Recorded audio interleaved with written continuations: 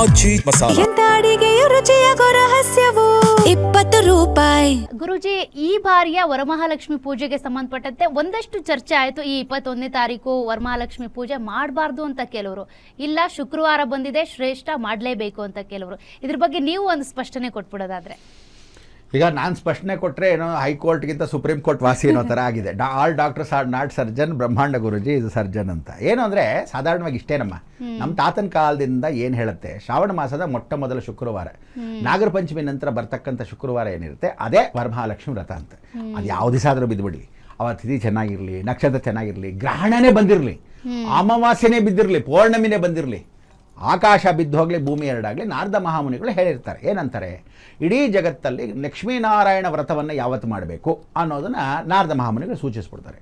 ಸೂರ್ಯೋದಯದಲ್ಲಿ ಅಂದರೆ ದಿವಾಕರ ನಮಸ್ತು ಬೆಂಬಲ್ಲೋಕ ಪುಷ್ಪ ಸಂಕಾಶಂ ಹಾರ ಕುಂಡಲ ಶೋಭಿತೆ ಏಕಚಕ್ರಂದರಂದೇಂ ತಂ ಸೂರ್ಯಂ ಪ್ರಣಮಾಮ್ಯಂ. ಅಂದರೆ ಜಗತ್ತಲ್ಲಿ ಸೂರ್ಯ ಯಾವತ್ತು ಪ್ರಕಟವಾಗ್ತಾನೆ, ಬೆಳಗಿನ ಜಾವ ಬಂದಿರ್ತಾನೆ, ಅವನು ಯಾವತ್ತಿರ್ತಾನೆ ಅದೇ ಸುಮುಹೂರ್ತ, ಸಾವಧಾನ. ಆ ಮುಹೂರ್ತದಲ್ಲಿ ಶುಕ್ರವಾರ ಮಾಡಿಬಿಡುವಂತ.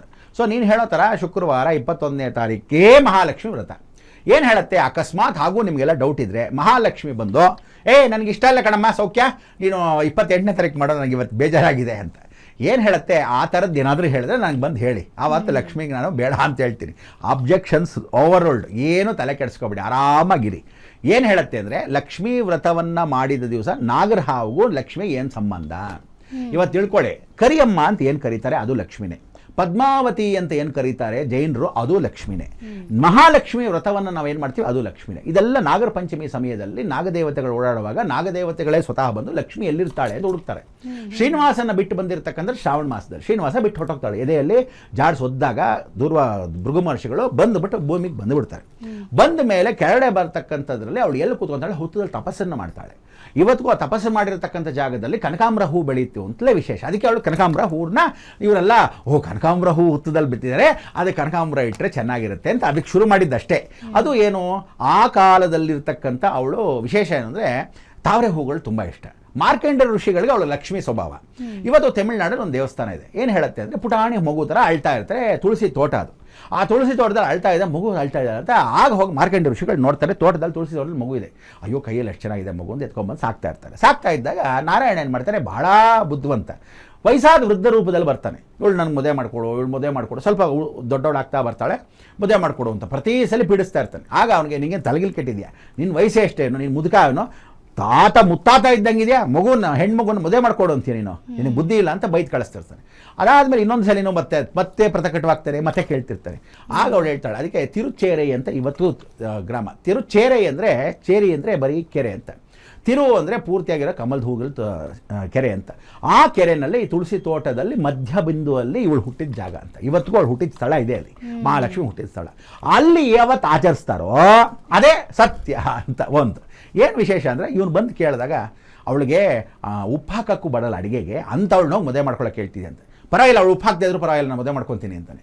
ಅದಕ್ಕೆ ಅವನು ಉಪ್ಪಿಲ್ಲಾದಪ್ಪನಂತ ವೆಂಕಟೇಶ್ವರನಿಗೆ ನಾಮಕರಣ ಆ ದೇವಸ್ಥಾನದಲ್ಲಿ. ಏನಕ್ಕೆ ಅಂದರೆ ಇವತ್ತು ಆ ಊರು ಸುತ್ತಲೂ ಉಪ್ಪೇ ಅಡುಗೆಗೆ ಬಯಸಲ್ಲ, ಯಾವ ಪ್ರಸಾದ ಹಾಕಲಿ, ದೇವ್ರ ನೈವೇದ್ಯ ಮಾಡಲಿ, ಏನೇ ಮಾಡಲಿ, ಊರು ಸುತ್ತಲೂ ಯಾರೆಲ್ಲ ಉಪ್ಪು ಬಳಸಲ್ಲ. ಅದಕ್ಕೆ ಉಪ್ಪಿಲ್ಲಾದಪ್ಪನಂತ, ಉಪ್ಪಿಲ್ಲದೆ ಅಡುಗೆಗಳು ಅಂತ.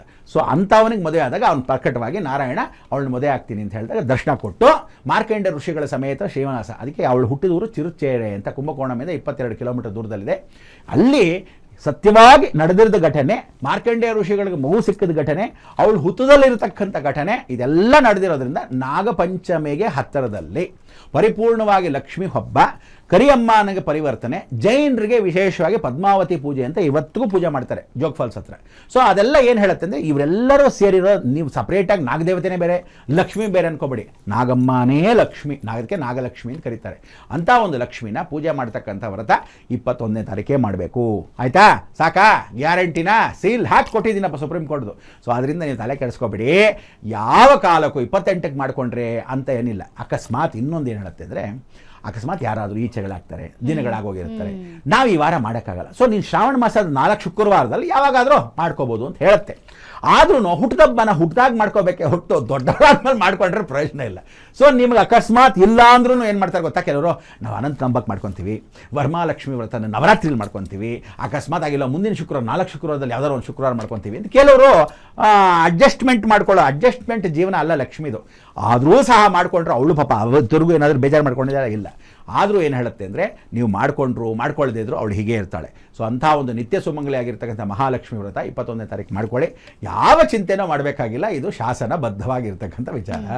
ಗುರುಜಿ, ವರಮಹಾಲಕ್ಷ್ಮಿ ಪೂಜೆ ಅಥವಾ ವ್ರತ ಅಂತ ಬಂದ್ರೆ ಇದು ಸಂಪತ್ತಿನ ಕೃಪಾ ಕಟಾಕ್ಷಕ್ಕೆ ಮಾತ್ರನಾ ಅಥವಾ ಬೇರೆ ಉದ್ದೇಶನೂ ಇದೆಯಾ? ನೋಡೋ, ಲಕ್ಷ್ಮಿಯಲ್ಲಿ ಆದಿಲಕ್ಷ್ಮಿ, ದೇರ್ಲಕ್ಷ್ಮಿ, ಗಜಲಕ್ಷ್ಮಿ, ಸಂತಾನ ಲಕ್ಷ್ಮಿ, ವಿಜಯಲಕ್ಷ್ಮಿ, ಧಾನ್ಯಲಕ್ಷ್ಮಿ, ವೀರಲಕ್ಷ್ಮಿ ಅಂತೆಲ್ಲ ಎಲ್ಲ ವಿಚಾರ ಮಾಡ್ಕೊತಾರೆ. ಇದರಲ್ಲಿ ಸಂತಾನ ಲಕ್ಷ್ಮಿ ಜೊತೆಗೆ ಗಜಲಕ್ಷ್ಮಿಗಳನ್ನು ವಿಶೇಷವಾಗಿರ್ತಕ್ಕಂಥದ್ದು. ಧನಧಾನ್ಯ ಸಮೇತವಾಗಿ ಕೊಡ್ತಾರೋ ಅಷ್ಟಲಕ್ಷ್ಮಿಗಳು ಬಹಳ ಮುಖ್ಯ.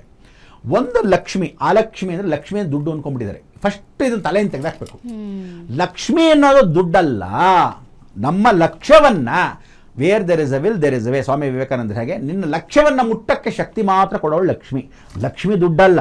ಆ ಜ್ಞಾನವನ್ನು, ಆ ಅಭಿವೃದ್ಧಿಯನ್ನು, ಮತ್ತೆ ನಿನ್ನ ಹಣೆ ಬರದಲ್ಲಿ ಬರ್ದಿರಬೇಕಲ್ಲ ಲಕ್ಷ್ಮಿ ದುಡ್ಡು ಒಳಿತಾಳೆ ಅಂತ, ಆ ಲಕ್ಷ್ಯವನ್ನು ಕೊಡ್ತಕ್ಕಂಥವಳು ಮಾತ್ರ ಲಕ್ಷ್ಮಿ ಹೊರತು ಅವಳು ದುಡ್ಡಲ್ಲ.